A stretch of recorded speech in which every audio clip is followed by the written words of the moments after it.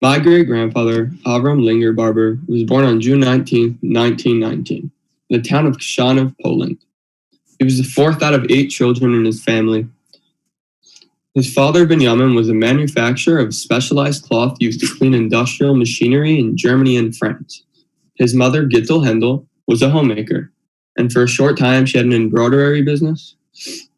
They were a working-class family with very strong ties to Bubov Chassidus.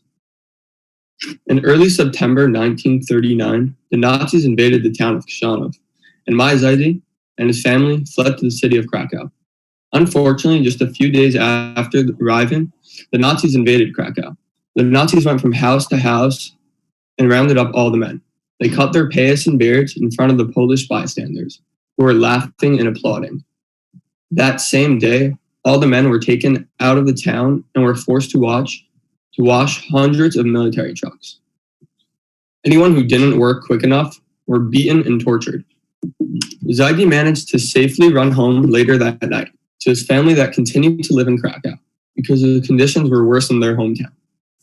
In January of 1940, all the Jews in Krakow were forced to wear a white band with a Magen David on their left arm.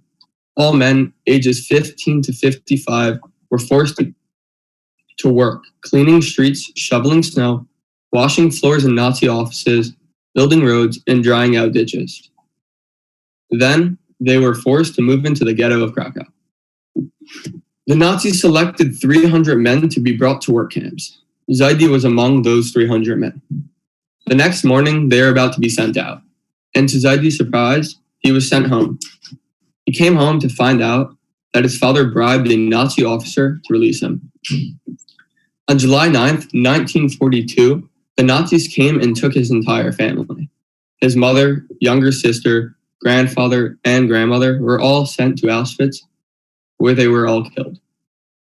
They took Zaidi to a work camp called Sosnowitz, and shortly thereafter, he was transferred to Annenberg, where he was forced to build roads and highways. Over the next 2 years, Zaidi was sent to 8 additional camps, totaling 10 camps. During his time in these camps, he was subjected to hard labor, constant beating, and starvation. The infamous Buchenwald was his final camp. In the beginning of April 1945, Zaidi began to hear rumors about the Americans and Russians liberating nearby camps. Nazis were killing as many people as they could because that they knew the war was coming to an end. The crematoriums had run out of coal and they couldn't dispose of the bodies. On the 9th of April, Zaidi, along with a few of his remaining friends, snuck out and hid in a pile of dead bodies. After 2 days with no food or water, the American army liberated the camp. When Zaidi realized the Americans were there, he attempted to get up out of hiding, only to collapse after a few steps. The next thing he remembers is waking up in a hospital, where a nurse told him he was free. After suffering with typhus, he was able to leave the hospital after 5 weeks. Zaidi then traveled to Poland, locating a few surviving siblings. In 1946, Zaidi met my bubby, Rivka, in a displaced persons camp in Garmisch, Germany, where they got married. In 1949, they moved to Bnei Brak, and in 1953, they moved to Toronto, Canada. They had 6 kids. Their oldest unfortunately passed away in 1951 at the age of 4, and about 95 grandchildren and great-grandchildren, with a great-great-grandchild expected soon. Zaidi was an avid storyteller of his experiences and even wrote a book called I Will Never Forget the Day. My Zaidi passed away on July 29th, 2019, 2 weeks after his 73rd wedding anniversary and about 5 weeks after his 100th birthday.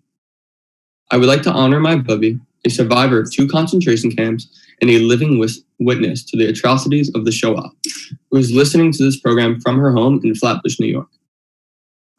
I am lighting this candle in memory of my Zaidi, Avram ben Benjamin.